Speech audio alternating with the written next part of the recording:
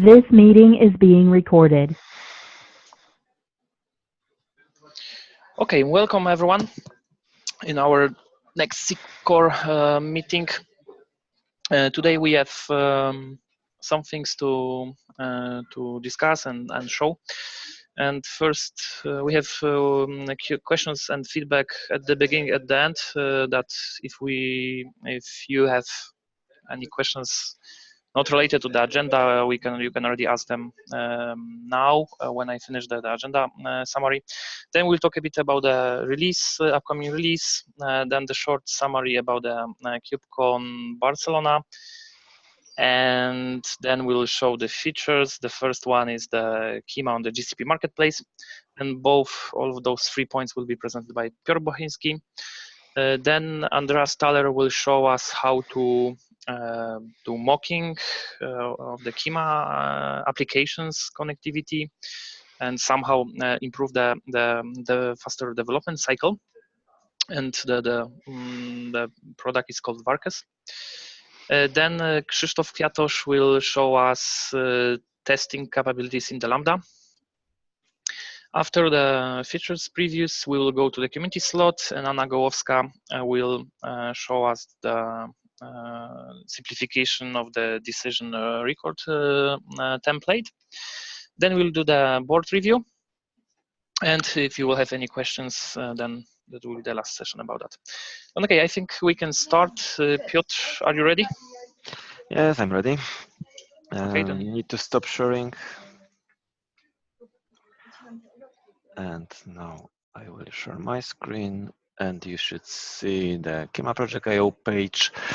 So the Kyma 1.2 release is already announced in the blog section. You see the Kyma 1.2 is scheduled on 13th of June.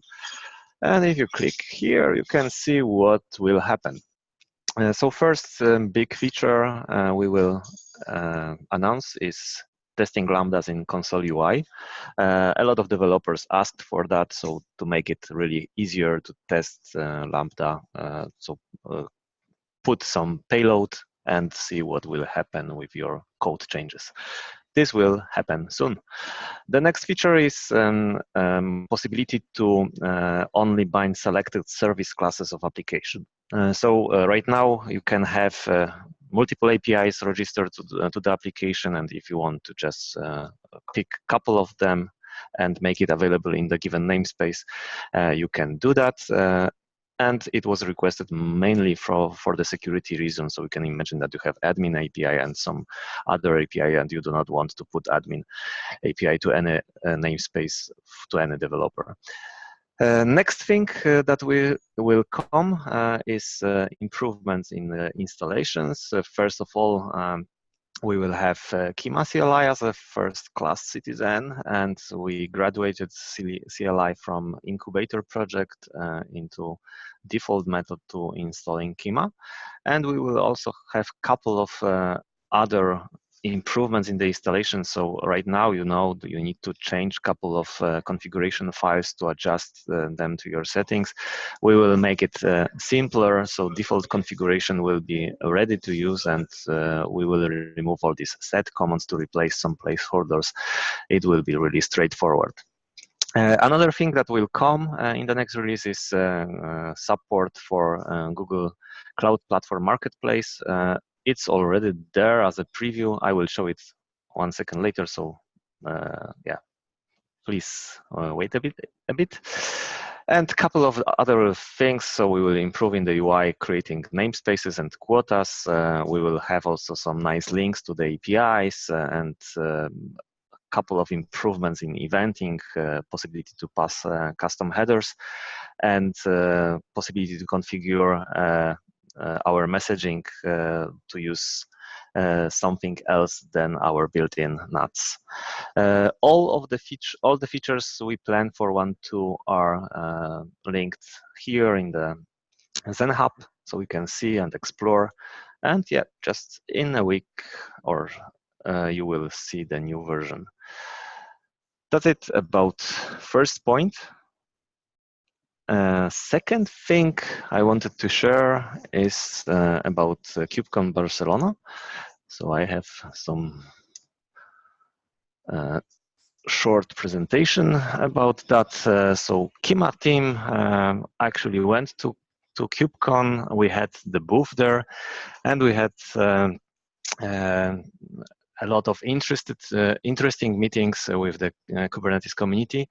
This is the location of KubeCon Barcelona in 2019. Really big, nice venue. And it started day before official conference. We had a couple of pre-conference events. I attended Serverless Practitioners Summit together with Ahmed, and we had nice meetings with the Knative community, which was also involved in that summit. They had a lot of tracks there. Other things we did during this KubeCon, we met a lot of people. Ahmed and Łukasz had an interesting meeting with Knative and Async API leaders. Pavel had a nice meeting with Kubernetes dashboard maintainers about our solution in Kyma Console. And we had also interesting meeting with Jonas from Lightband about stateful serverless and our cooperation inside the Kyma. So a lot of interesting meeting in the community, and a couple of others also happened. What also happened during the KubeCon, what is important for Kyma project, Mateusz got 2 sponsors and is now Kubernetes organization member, our first official contributor. And yeah, with PK, they will be the maintainers of service catalog SIG. So yeah, we have our people in the Kubernetes. And yeah, the most important thing for us was presenting Kyma on Kyma booth. We shared the booth with other SAP project Gardener, and we had a lot of visitors there. About 400 people went there, and we gave most of them nice demos also of Kyma. So our words are spread, and Kyma is known in the Kubernetes community. And yeah, there was a lot of people. As you see, a couple of pictures from the place where the booths were located, a lot of visitors, and we were doing well. And we had nice swags with Lego guys on the booth. A couple of important things we also took from sessions, from keynotes. Yeah, so just highlights from my perspective.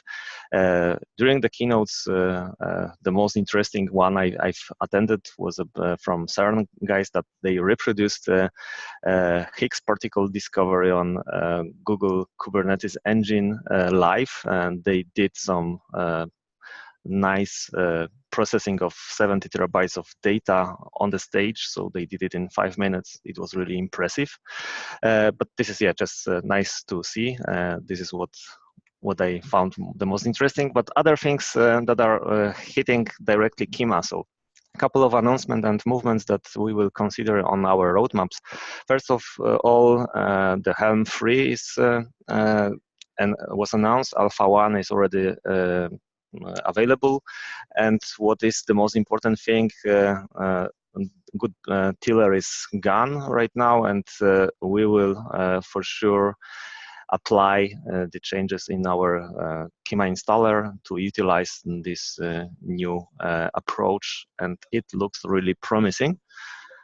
And more standards and unifications were announced during the KubeCon. So for me, the really important thing is that Kubernetes is right now a standard, and on top of Kubernetes, we see more standards are coming. And this is actually aligned with Kyma approach that we are based on open standards.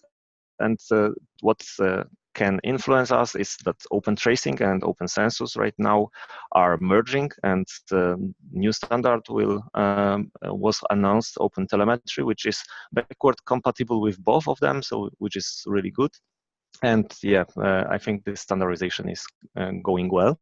Another thing which is interesting is service mesh interface, which is another standard to unify several service meshes. Right now, Istio console linkered, and they try to put some abstraction layer on top of service meshes, different service meshes, to simplify developers' experience. I think this is a good movement. Nevertheless, I think that Google and Lyft, which are founders of Istio, are not active participants, but I think maybe this will change later on. But yeah, we should keep eye on that thing. Another thing that was mentioned many times in many talks was Open Policy Agent. This is the screenshot from the Open Policy Agent Gatekeeper project, which is some controller that is applying rules on Kubernetes resources. Really interesting. I think that we have some plans to apply Open Policy Agents in Kyma, and yeah, this is something that is interesting.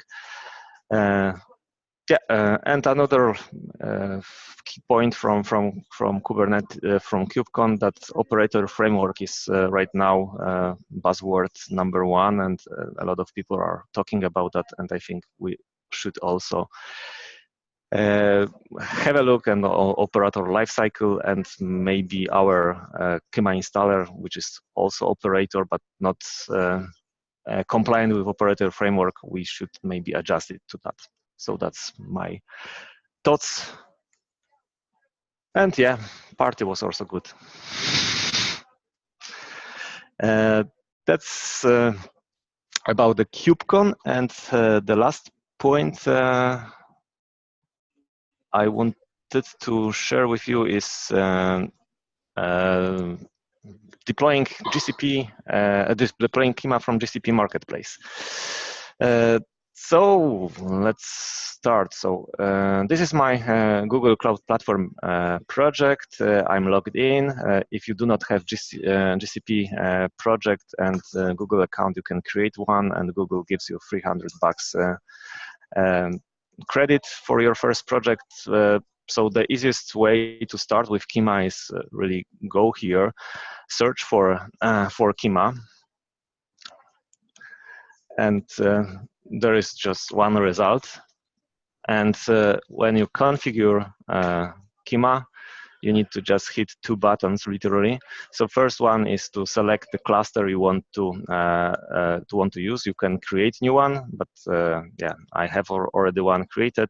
And then just click deploy button, and then installation of Kyma starts. And after about 15 minutes, you will have the cluster ready. Of course, I do not want to keep you waiting, and I have already another installation created. So in the end, this screen will look like this. You will see the URL of your Kyma console, email and password for your user, how you can log in, and the certificate you need to add to your trusted certificate store, because yeah, in this default installation we generate certificates for you, so you need to trust them. So this is just one command you should follow, which is actually pasted here. This command you need to paste to the terminal and paste the certificate. And after that, you can just navigate to this URL, and you see the Kyma console ready, and you have the cluster, which has such nice URL, which is generated from your IP address of your ingress gateway. That's it. If you there is a video on YouTube channel. So in Kyma channel, you see this Kyma installation on Google Kubernetes engine. There is a video you can really check, and I talk here how to do that. Yeah. So I repeat all this stuff. That's it. That's easy. Yeah, you should try. Thanks. Back to you. Thank you, PB, very much. Very nice presentations. And right time, it's Andreas Thaler that will show us how to create mock connectors, and not only that. Yes. Hello.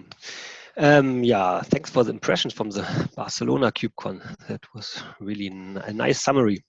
Yeah, getting to my topic, one key feature of Kyma is that whole application connectivity. So connecting enterprise applications to make them side-by-side extendable in Kyma via harmonized interfaces like OpenAPI or Async API, and then having them consumable via our service catalog. That's one big key feature. And while the development of that functionality, we need to demo and test that stuff from the Kyma point of view. And so we are not so much interested now in functionality connected to Kyma, but so we want to demonstrate that functionality, and at the end, we are just missing a lightweight replacement of such enterprise applications, which I can easily configure together, so that I have my well-defined interfaces from that application that I want to consume in Kyma at the end to make tests and demos, and to fill that gap of we created a small framework which is located in the incubator of Kyma called Varkes, which is Greek for a small ship. Here substituting the big ship, so the enterprise application. And so when we are taking a look on such an enterprise application, what are the touch points from Kyma perspective? That is mainly the pairing logic. So the application needs to pair with Kyma, registering its APIs, so open APIs, Async API, OData specifications. And it also wants to send events so that which you can consume in your Lambda. Furthermore, the touch points are that in Kyma, I'm writing application logic which wants to call APIs on the enterprise application side. And so that aspect we tried to mock in a smart way. And so in that framework here, we have 5 modules now. It's based on Node.js. So one is really this Node library, just covering that 3 aspects of pairing, registering APIs, and sending events, so that you can also use standalone that library. That's bundled or used as a dependency in the API server module of Varkes, which at the end now serves a REST API, which also can be then controlled via a UI. So there's also a cockpit module. And we also ship 2 modules to mock typical API use cases. So based on OpenAPI and OData specifications, you will get out of a box a mock running for that API specifications out of the box, trying to mock as smart as possible. So for the OpenAPI, we are using at the end an existing library, the Node Express Swagger or Swagger Express library, which is an active project, and it's really quite smart. And so really it tries to return smart responses when you are doing a request. So it's doing the full request validation. It tries to correlate to the post and get methods, for example. So when you post data, then it will return the data on the get endpoint. If that correlation is not possible, it tries to return then static responses coming from the example definition in the OpenAPI. And if that is not possible, then it just returns a 404. And for the OData, we are using the OData server project, which is not really active and a bit dead. So here we have to see where we want to go in the future. Having that overview, let's go maybe into an example on how I can now use that framework. So in the examples folder, we have some examples. Let's take a look at the combined OpenAPI mock. So that example is serving an OpenAPI mock, bundling it all together, and serving really the stuff with the UI bundled and the whole Kyma connection logic. And to get that functionality, you mainly have here a folder, APIs, where you put all your interfaces. So I have here two, the courses and schools. YAML is just a simple Swagger definition of an API. And I have the events.json containing an async API specification, so defining just two example events. So that are my interfaces of my application. Going back to the root folder, I have a config.json where I'm now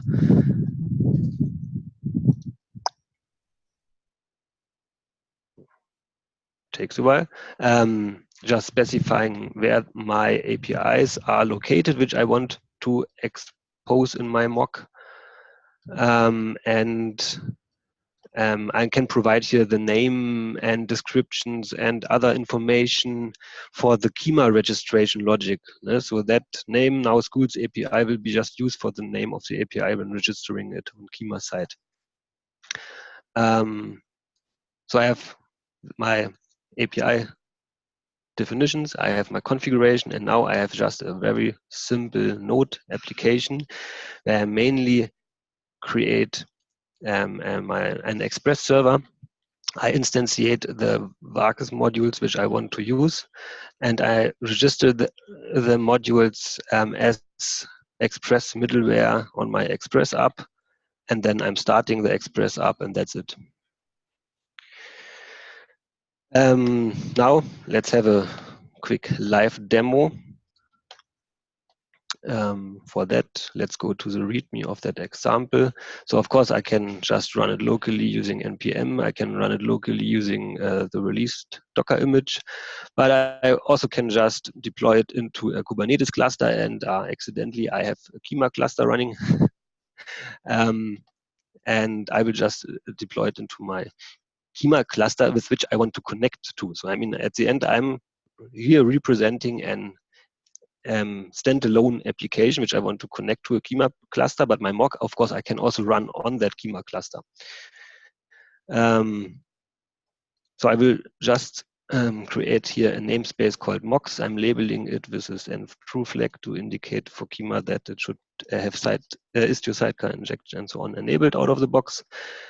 And then I'm just deploying the deployment YAML of that example lying here in the deployment folder. That contains also an API resource, a Kyma API resource definition, with the effect of that it's getting automatically exposed and accessible. So I see now here my mocks namespace. I'm going inside and I'm seeing as a first the pod running with my example mock and an API definition. And if I'm just going now to that URL, which I prepared already, I should get to the UI of that nice mock. And what I can see is now here the listing of the defined APIs, so the two Swagger definitions and the one async API definition. I can browse inside. I see at the end the payload, how it really is getting registered on Kyma side, on the application connector API side. So I can take really that payload and execute it directly to register it manually. Also, I have here a link now to the metadata, which is really served by the mock functionality. So that's really now the Swagger definition itself. And I also have here a link to a nice Swagger UI to just visualize that API. But so now I want to, of course, connect it to my Kyma cluster. So let's go back to the Kyma cluster. What we, of course, need is an application. So I have no application at all here. So I just will create one quickly. And yeah, to connect an application to Kyma, I need that connection token, which I'm getting here from the connect button. I'm going to my application, clicking here the connect button. And I'm connected. What is now changing in the UI is that I can now download the client certificate to do now the same things in a manual way. So I can now continue also just with curl and talk to the application connectivity using the client certificate. And what also happened is now I have here register buttons to just register my APIs on Kyma side. And yeah, if I'm just doing it, going back to Kyma, it is now popping up here. So now it's registered. And what is really nice now, I get a new tab called Remote APIs, and that's now really representing the view on Kyma side. So you see now only the two things which I registered, because that's really the sources coming from Kyma side, and I can now even start modifying here and really modifying the entries on Kyma side, and also deleting the things again. So here's a delete button, so that's missing in Kyma itself. So that's also now a way really to manipulate the things. But so the main point is now I want to just make a halfway end-to-end demonstration of now. Let's really bind it to my namespace. Let's call it, let's take production namespace. You go to the production namespace, and here now my API is popping up in the service catalog. I can go inside. I see again my open API definition here, can play around. I can instantiate it. Let's do it quickly with events. So here also the async API gets rendered nicely. I see that there are 2 events now supported by my application. Let's create one instance quickly and make it consumed by a Lambda. So let's create a Lambda called test. And the body I prepared, of course, is just printing the event payload. So I want to now just listen for an event. Here you see by having the event service class instantiated now, it's available in my Lambda. I can say, okay, the Lambda should listen to the school created event, and here I want to just now print the event payload. I'm just waiting a few seconds. Oh, it's already running. That was fast. Because now one feature as well is what you always need for testing and demoing from the Kyma point of view is that you really want to easily trigger an event from that application side, and that's also supported here in that mock framework. So when I'm going to the async API definition itself, here I have a section where I can just select an event. The example payload gets rendered, and I can just say send event. And now going back to my Lambda, I hopefully can see here, oh, that log message, so that event arrived. By the way, I can just recommend here the inline in-console logs. Really nice now, and will be improved in the next release as well to have it even more usable. Yeah, that's it from my side. Of course, to continue to the end-to-end story, you would now also maybe call from your Lambda the API of the application, but yeah, that will work, and it would just now extend the demo. And I want to keep it short. So, if there are no questions, giving back to Piotr. Thanks a lot, Andras. I love it. To be honest, you shown the whole Kyma story in 7 minutes, and that's nice. And very nice product. I will recommend to use it. Okay, then next is Krzysztof Kwiatosz, and will show us the Lambda view and how to test Lambdas. Then the voice is yours. Hey, hello everybody. I think my presentation will be a nice continuation from Andreas was showing. Andreas was showing you how you can use Varkes in order to mock a bigger system and how to really push events, for example, push events into the Kyma system and then take it further and build Lambdas. I want to show you a preview of yet another feature, how you can test your Lambdas even before wiring up into a real events that are already in Kyma. So I have prepared a demo namespace, and as you can see, I'm also connected to a mock application, it's a commerce mock. And what does it mean is that in my namespace I have commerce cloud events available, and I can extend some stories, commerce stories based on those events. And let's assume that I would like to build a Lambda that will be extending the functionality around new customer creation in the commerce system. So I will be interested in this particular event. You can see the specification here, customer created. And you can always follow this. You can utilize Varkes and really mock the events on the Varkes side in order to push events into Kyma and test Lambdas this way. We are also planning to release with 1.2 a feature that will allow you to test Lambdas without really connecting it to the real events.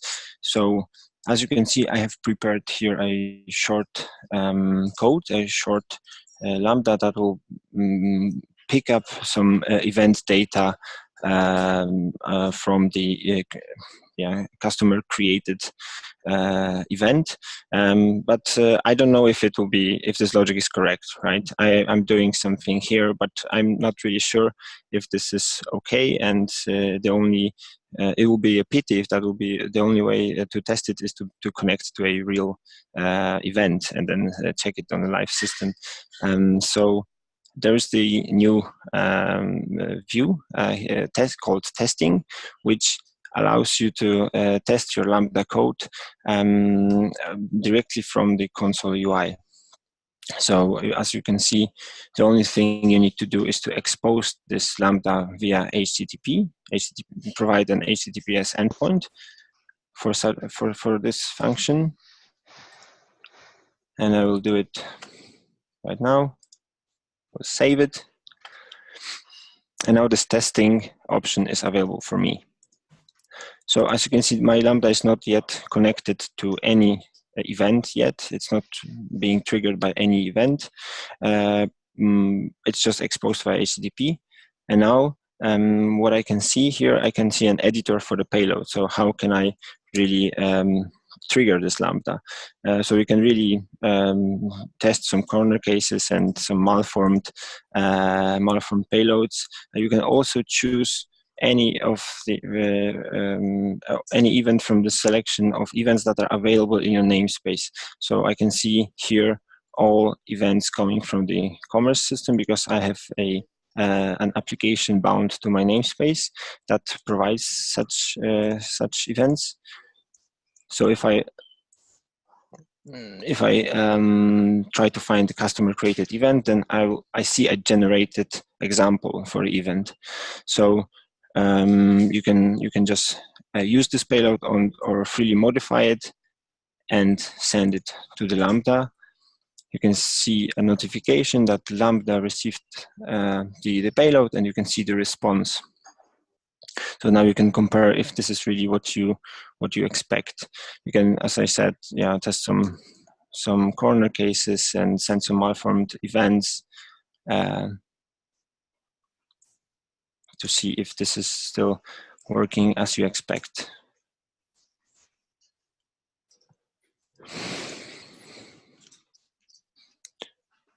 Yeah, and only once you're ready, once you're happy with your Lambda code, then it makes sense for you to really attach the event and make it triggered by the business event coming from the external application.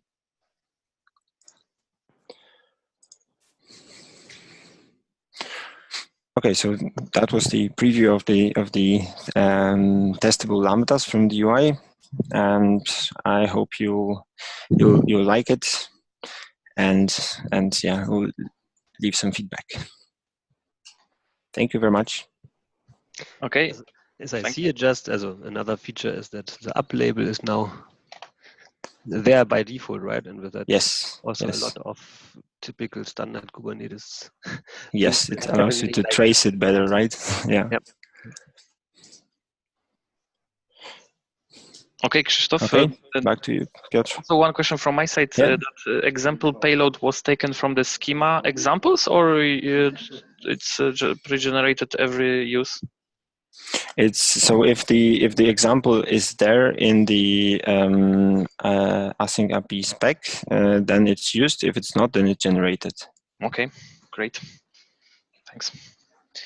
Okay, Krzysztof, thanks a lot for that nice presentation. For sure, we will use that feature.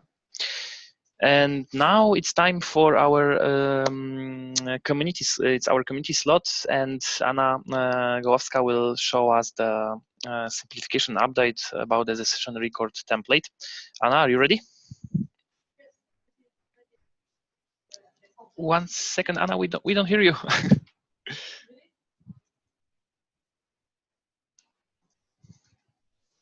You're muted. We see your screen, but we don't.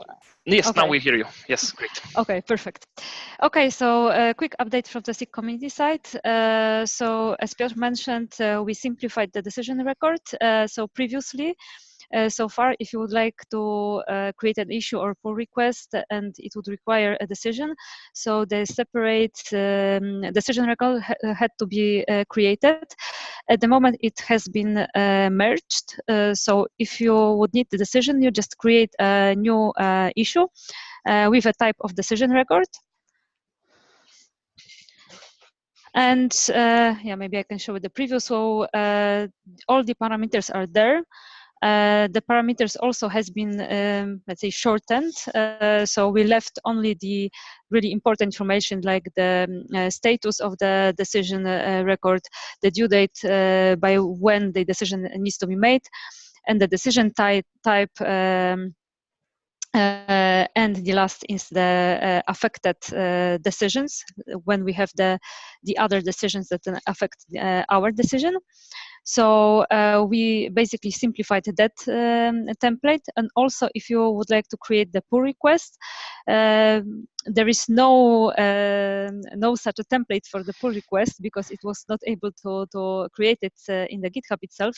But in that case, you would need to just copy this table into the pull request and proceed with that.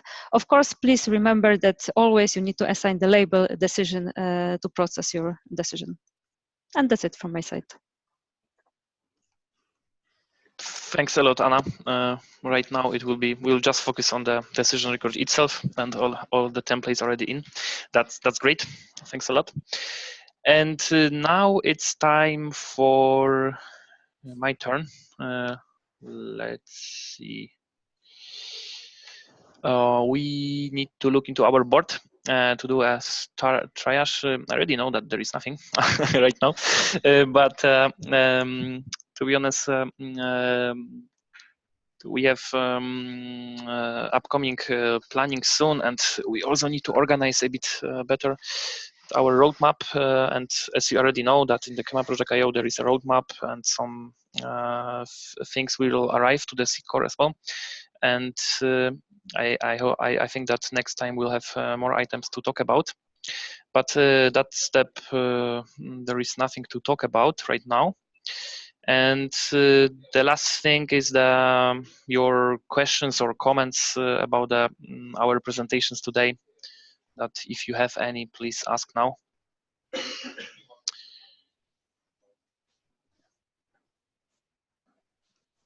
And if not, then I like to thank you very much for your presentations and that you attended the meeting, and see you in next 2 weeks.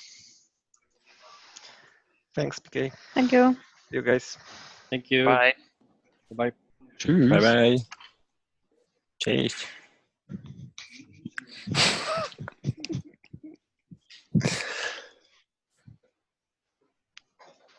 Okay. Yep. Click the stop button. Yeah.